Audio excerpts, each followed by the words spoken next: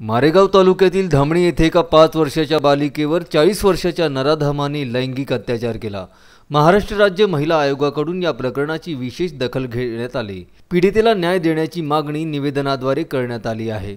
तसेच या अत्याचार प्रकरणी विशेष सरकारी वकील द्यावा, पीडितेच्या कुटुंबास आर्थिक मदत द्यावी, आरोपीला जामीन मिळू नये, प्रकरण जलदगती न्यायालयात चालवून त्वरित न्याय द्यावा आदी मागण्या महिला आयोगाकडून करण्यात आल्या।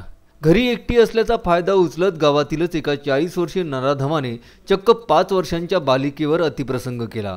माणुसकीला काळीमा फासणारी ही धक्कादायक घटना मारेगाव तालुक्यातील धामणी येथे 26 ऑक्टोबरला घडली। बंडू पांडुरंग भडके असे अत्याचार करणाऱ्या आरोपीचे नाव आहे।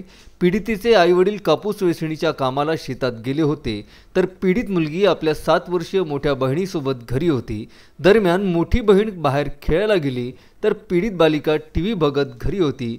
याचवेळी आरोपी बंडू पांडुरंग भडके याने पीडित बालिका घरात एकटी असल्याचे पाहून प्रवेश केला, बालिकेवर बळजबरीने अतिप्रसंग केला आणि पळून गेला।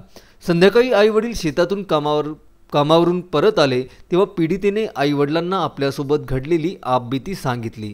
आईवडिलांनी तत्काळ पोलीस ठाणे गाठून आरोपी विरोधात तक्रार दाखल केली।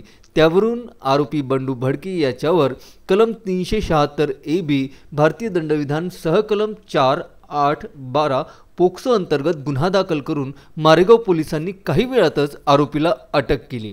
या प्रकरणाबाबत विविध राजकीय पक्षांनी आरोपी नराधमास फाशीच्या शिक्षेच्या मागणीसह विविध शिक्षांची मागणी निवेदनाद्वारे केली। भारतीय जनता पार्टी महिला आघाडीच्या वतीनं पोलीस स्टेशनवर नुकताच मोर्चा देखील काढण्यात आला होता।